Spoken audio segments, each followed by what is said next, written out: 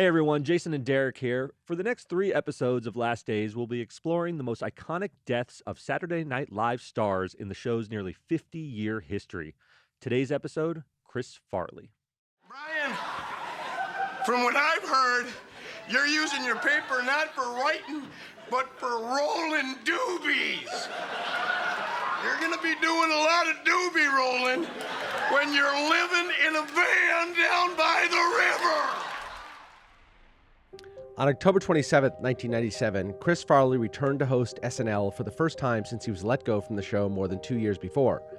The episode has a few funny moments, but the talk both backstage among his castmates and with audiences at home was all about how Farley labored through his performance. He struggled to deliver his lines without gasping for breath, and his voice was threadbare and hoarse. You can really hear it in the show's opening skit, in which cast member Anna Gasteyer chastises Farley for resting on her dressing room couch instead of being on stage for his monologue. Chris, what are you doing in my dressing room? The show's already started. This is your dressing room? This used to be my dressing room. Ew. Look at yourself. You know what? Tim Meadows went out on a limb for you, and this is how you repay him? You are one foxy lady. Always a heavy man, Farley was bigger than ever. Just 5'8", he weighed nearly 300 pounds when he filmed the episode, making it difficult for him to perform the over-the-top physical antics for which he was so famous. He sweated profusely during every scene, and he was in obvious physical distress throughout the episode. Everyone on set, from the producers and cast members to Farley's famous friends, including Chris Rock and Chevy Chase, who made cameos in the episode, saw Farley struggling and knew he'd been using drugs and alcohol throughout rehearsal week.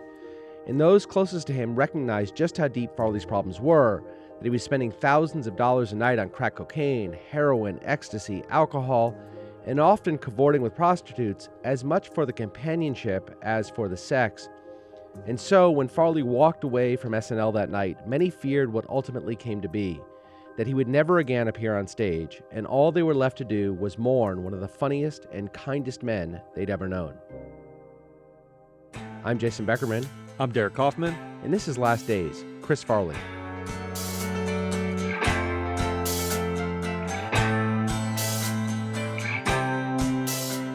After Farley's SNL episode wrapped just about after 1 a.m. on Sunday morning, he and a group of friends, including SNL cast members David Spade, Norm Macdonald, and Adam Sandler, went to the Scores strip club where Farley spent nearly $2,000 on drinks and lap dances, and several witnesses at the club said he was doing lines of cocaine in the bathroom. This was obviously a disappointing turn of events for Farley, who'd spent much of the prior year in rehab and by all indications was clean of drugs and alcohol for a period of time.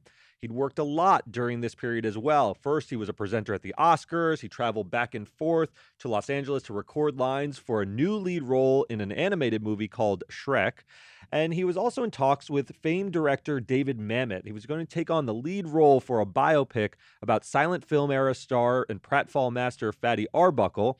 For those of you who don't know David Mamet, this is not a man who does comedies. So the Arbuckle role was actually a departure for Farley and would have represented this huge opportunity for Chris to become a serious actor, something he hadn't done to that point. By late summer 1997, however, Farley had fallen off the wagon. He reportedly got so drunk at a party celebrating the Planet Hollywood opening in Indianapolis that he passed out in the hotel lobby, was unable to even make it up to his hotel room. And in a September interview with Playboy, he made a not-so-subtle reference to the fact that he was using again, noting that his, quote, demons once again had a hold on him. And did they ever? The Monday after he hosted SNL, Farley missed an appearance on The Howard Stern Show, where he was scheduled to talk about the performance on SNL and to kick off a promotional tour for the release of an upcoming movie called Almost Heroes. And over the next 6+ weeks, Farley blew off a bunch of additional appearances and really did confirm rumors that the drug and alcohol habits that he had kicked had returned in full. I remember this period, Jason. Yeah. I remember when he was doing the promotional tours for Almost Heroes, and Chris Farley was one of my favorites, always very large. He was noticeably larger during these promotions and noticeably sweatier. Like in that SNL performance, you could see he was coming apart at the scenes, and if you followed him closely, it just didn't look right. Something sounded off about him, even though he's so full of manic energy and could really rise to the occasion. And some of the appearances, something was off. In watching videos and interviews for this podcast that were done immediately, the interviews were done immediately after his death, a lot of people talked about that, about how he had seemed so good for so long, and there was no real expectation that he would remain sober forever. That wasn't who he was, but they hoped he had sort of reached a new baseline that was below where he had been before, and everybody talked about how in this 2 months, 3 months, it came roaring back in really, obviously, a tragic way. Yeah. By mid-December, so again, he's on SNL in late October. By mid-December, Farley returned to Chicago where he'd hoped to rest through the holidays.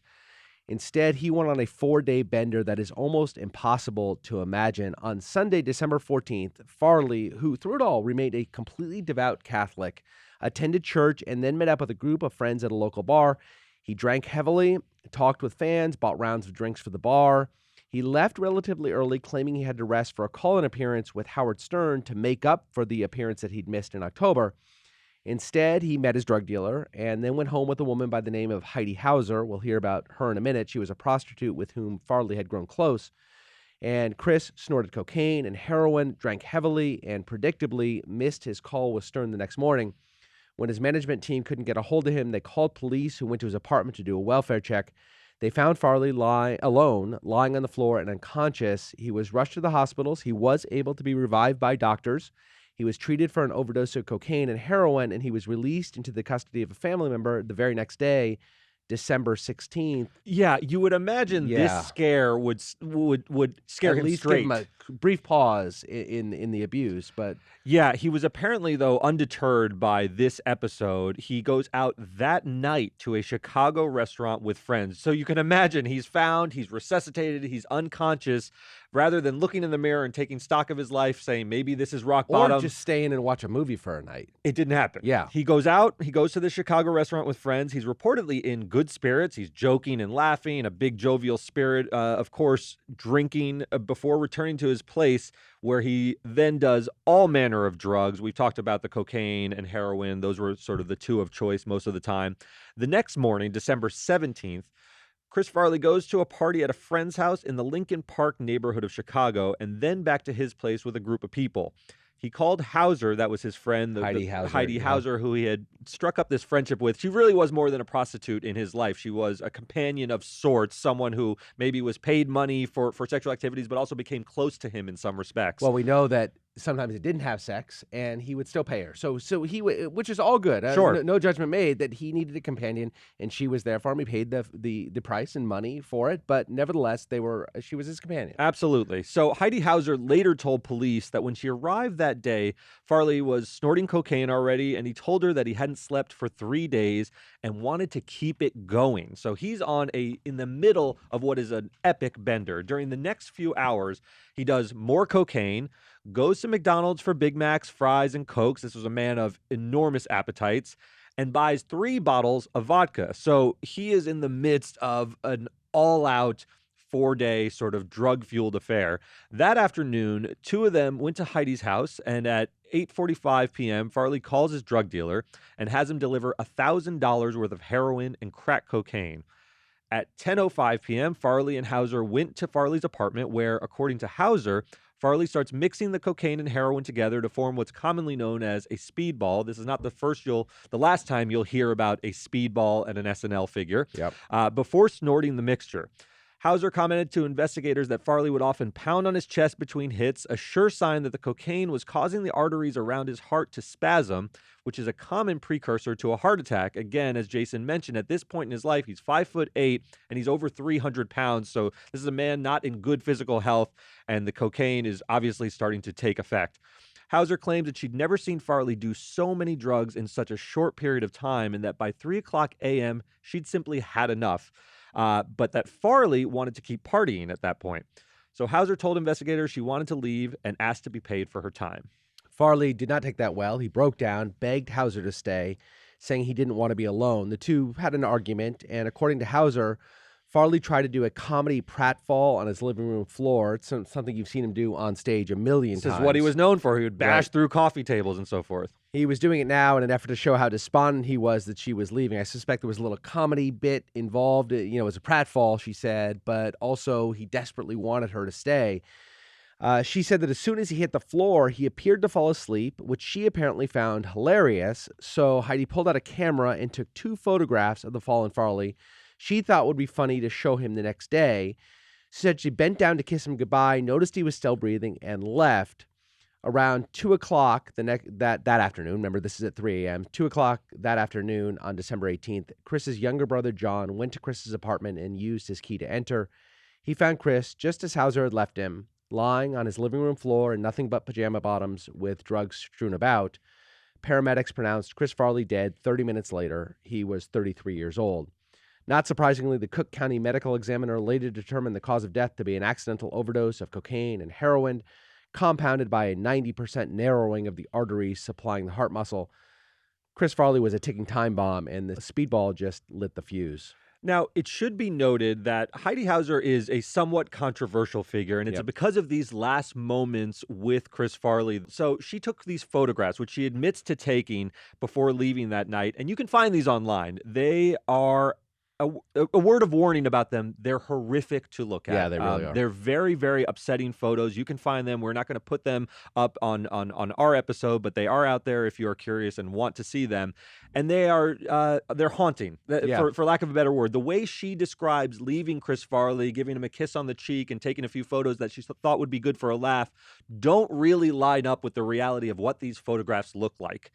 This looks like a man in a deep, deep state of health distress and just a medical emergency, if nothing less. For what it's worth, I tried to find whether or not any cops had ever looked into, potentially prosecuting her for leaving him. But she said she left him alive, and the medical examiner agreed with that. The medical examiner said that Farley died well after she had left. So she left him asleep. Obviously, he had done a huge amount of drugs the night before in her presence. She never really admits that she had done drugs with him. So I guess there's nothing to prosecute her for. But nevertheless, a lot of people were very critical of her actions, especially the taking the photographs for good reason. Rubs people the wrong way, and then these photographs are now out. And she took them, so presumably they leaked, but maybe it was through the investigation. Yeah, and now to give her the benefit of the doubt, she did have a relationship with Chris Farley. She had seen him do drugs before. Again, he was 300 pounds, so he's a man of these big appetites. It may not have been entirely out of the ordinary to see him do drugs, go on a multi-day bender where he's awake. So her level of alarm might not have been as high as it seems in retrospect it should have been. So that's Heidi Hauser and their relationship. What about his other friends? We told the story about how he's on SNL back in October. He's clearly using. Everybody knows it. He goes out to dinner with the very famous people that he works with, Sandler and McDonald and Spade. He's drinking there. It's not culpability, right? Chris Farley's a man that's not going to be deterred from. He's a 33-year-old adult, and he's in the full throes of dependency and addiction. If you were a huge addict, I'd have a difficult time going out to dinner with you and watching you drink when I know you have been in and out of rehab and you're now breaking your sobriety. I just wonder what was sort of going through their minds. Was there? And they talk about the fact they tried a million times to get him sober, and it just wasn't in the cards. But you don't have to cut off your friendship, I guess, with somebody when they're doing this. Yeah, I mean, I think these are fair questions to ask. They had tried to intervene. He had gone to rehab before. It seemed like he was simply not willing to address the problem that was right in front of him. Or not able to. Really. Or not able to. He was really in a crippling state of addiction. And his friends had, at that point, a couple choices. Either sever him entirely from their lives, which is a risk into itself, right? This was a desperately lonely man. Chris Farley is going to drink and do drugs, whether or not it's with his famous friends or not. He's going to find somebody to do it with. And do you want to have whatever moments you have with your friends still alive? I mean, this was a very close person to them. I don't think they wished him any harm. I think they might have felt helpless to actually stop this. There was an interview done with Al Franken literally the day Farley died. As news was breaking, he happened to be around CNN headquarters, and he wrote on SNL, knew Farley well. And his first line when they asked him his thoughts about Chris Farley's death were, "It's not surprising," and he was very troubled by it. But he said this is a man who I forgot exactly what but loved food, and he loved other things too, and it's just not surprising he's dead. It's a remarkable statement. The man was 33 years old, and Al Franken's first response is, "I'm not surprised at all that this man passed away." It gives you a sense of the extent of the addiction and what people saw up close. Now, I do want to differentiate what I believe is maybe the culpability or sort of some of the blame to go around to friends like Adam Sandler and David Spade. I want to differentiate that from what I think Lorne Michaels did, which I think is absolutely more more. It's worth a bigger discussion. It's worth a larger discussion because Lorne Michaels put Chris Farley in the throes of all these problems as the host of SNL. And not only did he do that and say later that he didn't know of the addiction problems, they played it for laughs. Really did. In the beginning of that episode, there's a joke between Tim Meadows and Chevy Chase about Chevy Chase being a poor sponsor. They're openly laughing and mocking the fact that Chris Farley's going through these problems with another known cocaine addict by his own admission, Chevy Chase, and making sort of a mockery of this guy in distress. Yeah, I mean, Al Franken, again, he talked a lot about this. He said that this SNL episode, the one that Farley hosted, he called it disturbing because it so clearly exploited the problems Farley was having. Everyone knew he was using cocaine again, yet the first skit, to your point, tries to make a laugh about that. And then the rest of the show is basically one long fat joke. Yeah. At the expense of a man who's struggling terribly with his weight. I mean, I think, we don't know exactly what he weighed when he was on SNL a couple years before, but I'm guessing another 50 pounds heavier and so unhealthy. Just to call him unhealthy is an understatement. Chris Rock was more pointed, criticizing SNL for leaning in so hard on Farley's weight throughout his SNL tenure without taking into account how it affected Farley. Rock, and this is a point that Bob Odenkirk, also became very famous, Better Call Saul, made. He was a writer on SNL at the time too. And Rock echoed this. They call out the legendary Chippendale skit. This is the one where the big blubbery Farley competes shirtless against the ripped and toned Patrick Swayze for a job dancing for the Male Review. At the end of the sketch, the guy comes up to Farley and goes, "You're fat and disgusting," and blah, blah. So it's Farley standing next to Patrick Swayze. Patrick Swayze. Well, guess what? If the guy goes to Patrick Swayze and goes, "You're just not our type. We like our dancers to be more like so-and-so here," it's still funny. Right. And Farley feels better about himself. But this guy's fat, he's naked, he's standing there, and he just danced for you. This is a fascinating perspective because one thing you have to respect Chris Rock for is his comedic instincts. And he's saying here that there's another way to have ended this skit that might not have been as emotionally traumatic for Chris Farley, who battled insecurities. You know, the story you hear most often about Chris and his SNL days is that the person he was actually closest to was the person he played on the Chris Farley Show skits where he was deeply humble, sort of embarrassed, would ask Paul McCartney questions about like being in the Beatles nervously. That was who the real Chris Farley was. All of the people at SNL, the writers and producers, knew that was the real Chris Farley, and yet they preyed on the insecurities for a cheap joke in the Chippendale skit, which is fine. It's a legendary skit, but Chris is simply pointing out there was another way to do this and end it in a funny way. You didn't need to add that extra hammer. He's saying there were consequences for this, Yeah. and you may not want to recognize those consequences, but here is my friend, all of our friend, everybody loved Farley. We'll talk about that in a minute. Everybody loves Farley.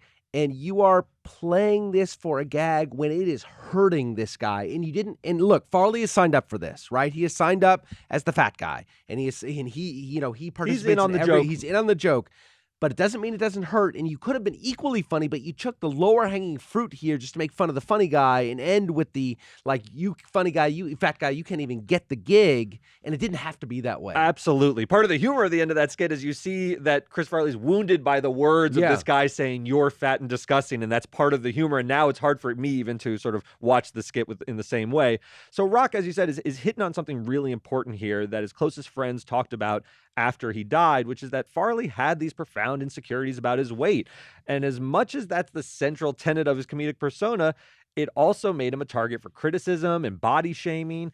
And he himself was deeply ashamed of carrying around so much weight. This was a theme in his life. Norm Macdonald actually talked about this to Howard Stern in the context of the shame that Farley felt as a youngster about his father's weight. But I do remember him telling me, when he was a boy, his father was like 600 pounds. I didn't know that. And I remember him telling me that as a boy he would walk with his father and all he would hear was the talk, People goofing on the dad? Yeah, Yeah. behind That him. was his sadness. As a young boy. And I don't think that ever left him. Yeah, you can. It must have been unimaginable to live with this kind of shame as a kid. Chris Farley also looked up to his father. He Yep. was an enormous man, physically and sort of in personality, if you hear him talked about. And Chris trying to reconcile with his father's weight, hearing the snickers behind his back, and then realizing that he's become the next generation of this person in his family, where people are laughing at him, sort of with him, but in Because that uncomfortable in between. As funny as Chris Farley was, as rich as he became, he was, famous as he was, he knew that people were still laughing behind his back. And it happened. I mean, I don't have firsthand proof it, but certainly it happened. He was still the fat guy. And Right. he lived his whole childhood being ashamed of his father and his obesity. Yeah. And now he realizes at 20, whatever age, he first realized that he was becoming that guy, and he felt great. And his best friends talk about the shame that he felt in that. But, yeah, the line between sort Yeah. of laughing with someone and laughing at them is razor thin, and he Right. was always on the edge of that. David Spade, his best friend and frequent collaborator, obviously on Tommy Boy and in Black Sheep and movies like that, has spoken openly about Farley's struggles with self-doubt and insecurities and how that led him directly into addiction, first to food, of course, and then to drugs and alcohol. Yeah, but for better or for worse, this is who Chris Farley was. He got off on making people laugh, and he found that the easiest way to do that was to lean into his weight. He talked about first finding his comedic voice as a child at camp, doing physical comedy. But of course, when you're Farley's size, physical comedy is just a euphemism for using your weight for laughs. Farley carried this through Second City in Chicago and SNL, where, as we've said, nearly every skit he played, it played off his weight in one way or the other. And of course, it was the same with Tommy Boy and Black Sheep and Beverly Hills Ninja. All these other things were just fat guy pratfall kind of stuff. Yep. Not to say they weren't funny, but that's what they were. Farley himself never talked publicly about his weight or his addictions in any serious way, always opting to make the audience laugh rather than to allow them to understand his struggle. So she tried to make me lose weight, and so she put me on Weight Watchers and had Weight Watchers all up and down the refrigerator, and she had the ice cream in there, and I'd come home from after school, watch reruns of Gilligan's Island, and take that gallon of Weight Watchers ice cream and eat it, and my mom would go, Christopher, I know it's Weight Watchers, but it doesn't work when you eat the whole gallon.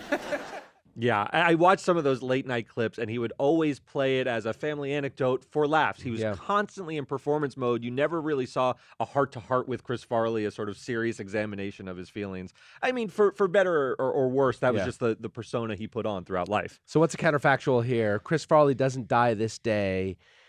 Chris Farley's going to die soon. Yeah. He's just living a life. He's a man who's been gripped by addiction for a long, long time. He's gone through periods of sobriety that have never taken. We like to say that what if he had kicked it? It's hard to even engage in the hypothetical here. If you listen to his friends and interviews, he was just a man that was never going to kick this. Yeah, he had an addictive personality. The stories that you remember most from his friends, they'll always tell it if you hear interviews, is that he would go out to these steak restaurants. He would order the largest steak possible on the menu, and he would put a pat of butter on his knife for each bite of the steak. So if it wasn't drugs and alcohol, it was his food addiction. Something was going to cripple him and sort of make his life shorter than it should have been. Now, maybe he could get really into CrossFit. Some people who battle addiction find other addictions. They get really into exercise or something like that. I don't really see it happening The with sliver Chris of Farley. hope I see is the David Mamet role. It's a serious role, and I wonder if maybe that would turn the corner for him. Maybe he's not just playing fat guy, funny fat guy. I want to talk seriously about this because I was a big Chris Farley fan. Do we think Chris Farley had the chops to pull off a serious dramatic role? I don't think we saw any evidence of his depth as an actor to even make that call. I hope and I wish that this David Mamet project would have become something serious and he wins Academy Awards, but I don't even feel like I can really say that because none of the roles he did. Almost Heroes has a few poignant moments. Although Sandler pulled it off, right? Yes, Sandler made the switch. That's exactly right. It's hard. It's to a hard call. Yeah. What isn't hard is when I've heard the clip of him trying out his voice for Shrek. I think that movie and that franchise would have been entirely different with Chris Farley as the voice. No shade to Mike Myers, who did a tremendous job, hugely successful. He defines that Shrek character. But if I knew that, the fat ugly ogre was played by Chris Farley, who battled these kind of demons and insecurities. I think there would have been a poignancy that is missing in Mike Myers just doing kind of a funny Scottish brogue. Yeah. So I can imagine It's that an movie being different. Interesting thought. Farley's famous cadre of friends, we've talked about, they've even scores of interviews about Chris in the 25 years since his death, and the inescapable conclusion is that there may never have been a more beloved or more mourned friend and coworker than Chris. David Spade, Chris Rock, Tim Meadows, Conan O'Brien, Al Franken, they all cry literally in interviews. They shed tears for the guy and talk about how profoundly they were affected both by his life and by his death. But most poignant is Adam Sandler, who wrote a song about Chris, which he debuted on SNL a few years ago. The last big hang we had was at Timmy Meadows' wedding party. We laughed all night long, all because of Farley. But a few months later the party came to an end. We flew out to Madison to bury our friend. Nothing was harder than saying goodbye, except watching Chris's father have his turn to cry.